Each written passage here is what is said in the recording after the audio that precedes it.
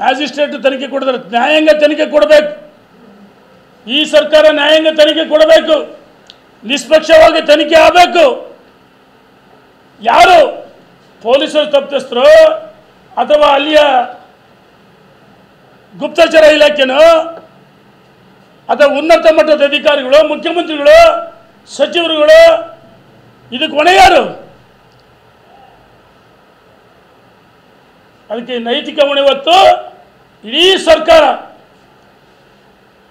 ಆಡಳಿತ ವ್ಯವಸ್ಥೆ ಕುಸಿದೋಗಿದೆ, ಕಾನೂನು ಸುವ್ಯವಸ್ಥೆ ಕುಸಿದೋಗಿದೆ.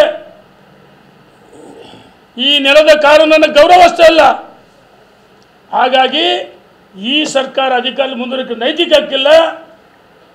ಜನರ ಶವದ ಮೇಲೆ ಸಭೆಗಳು ಮಾಡ್ತಾರೆ ಇವರು.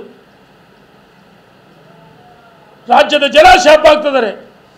ಸಭೆ ಮಾಡಲಿ, ಆಟಗಾರನ ಗೌರವಿಸಬೇಕಂತ ನಾವು ಹೇಳಿದ್ವಿ.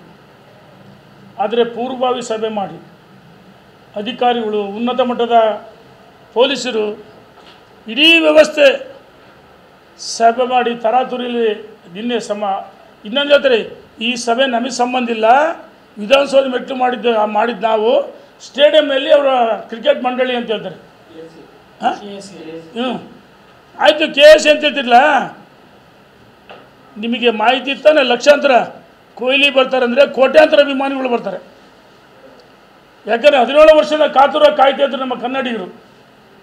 ಆ ಸಂಭ್ರಮಾಚರಣೆ ಅವ್ರು ಕಣ್ತುಂಬ ನೋಡಬೇಕಂತೇಳಿ ಮರಗಳತ್ತಿ, ಬಿಲ್ಡಿಂಗ್ ಹತ್ತಿ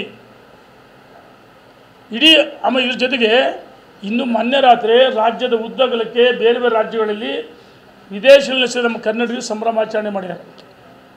ಲಕ್ಷಾಂತರ ಜನ ಎಲ್ಲ ಕಡೆ ಸೇರಿ ಸಂಭ್ರಮಾಚರಣೆ ಮಾಡಿದ್ದಾರೆ. ತರಾತುರಿಯಲ್ಲಿ ನಿನ್ನೆ ಮಾಡೋ ಅವಶ್ಯಕತೆ ಇದ್ದಿಲ್ಲ.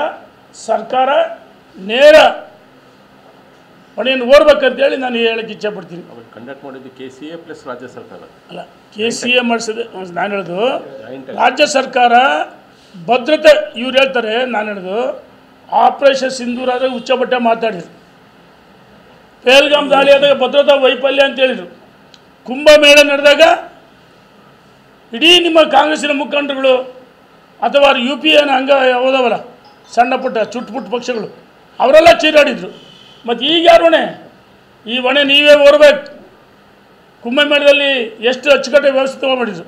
ನಿನ್ನೆ ಒಂದು ಆಂಬ್ಯುಲೆನ್ಸ್ ಇಲ್ಲ, ವೈದ್ಯರುಗಳಿಲ್ಲ, ದಾದಿಯರಿಲ್ಲ, ಅಲ್ಲಿ ಅವ್ರು ತಿರುಗಿ ನೋಡೋರಿಲ್ಲ.